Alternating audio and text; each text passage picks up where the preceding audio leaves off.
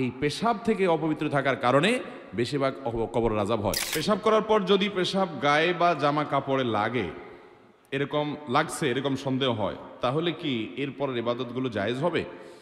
দেখেন, পেশাব করার পর সুইয়ের আগায় যে পরিমাণ পানি থাকে, সুই আছে না, সুইয়ের মাথায় যেরকম পানি থাকে ওইরকম ছোট ছোট ছিটা আসে না কিছু, এগুলো যদি আসে 2-4-5টা বা এরকম ছিটা যদি আসে আপনার কাপড়ের শরীরে, নাপাক হবে না।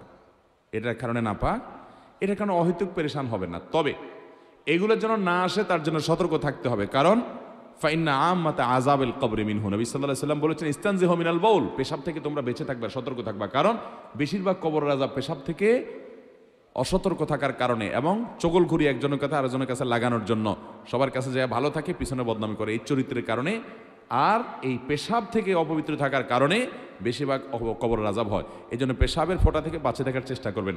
দাঁড়ায় যদি সরসর করে পেশাব করে দেন তাহলে ছিটা বেশি আসবে, এই জন্য বসে বসে করবেন এবং উপযুক্ত জায়গায় করবেন। তারপরও যদি ছিটা চলে আসে, ওই যে সুইয়ের আগার পরিমাণ এরকম ছিটা আসলো 2-4-6টা, এতে কি হবে না, নাপাক হবে। সতর্ক স্বরূপ পায়ে আসছে, পাও ধুয়ে ফেললেন, শেষ।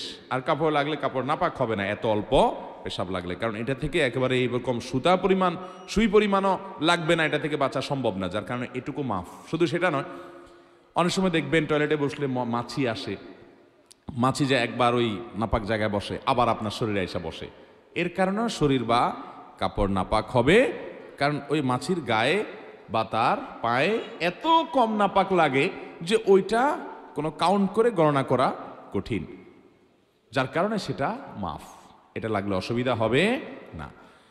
এর বাইরে যদি মনে করেন পেশাব অনেক বেশি লেগে গেছে, একেবারে 1-1.5 হাম পরিমাণ আরো বেশি লেগে গেছে, এরকম নিশ্চিত হন, তাহলে তো নাপাক হবেই। তাহলে যে জায়গা নাপাক আছে ওই জায়গা ধুয়ে ফেললে আপনি নামাজ পড়তে পারবেন। আবার অনেকের আছে লাগে নাই কিন্তু তার সন্দেহ হয়েছে, যেমন প্রশ্ন যিনি করছেন উনি, অনেকের আছে এটাকে বলা হয় সূচিবায়ুর রোগী, আছে না এ রোগ, যে লাগছে মনে হয়, এই মনে হয় দিয়া নাপাক হবে না, এই মনে হয় কোনো বেল নাই, এটার পাত্তা দেওয়া যাবে না। এরকম সন্দেহ রোগের কারণে অনেকে দেখবেন অজু করতে আধা ঘন্টা সময় লাগে, আছে না নাই,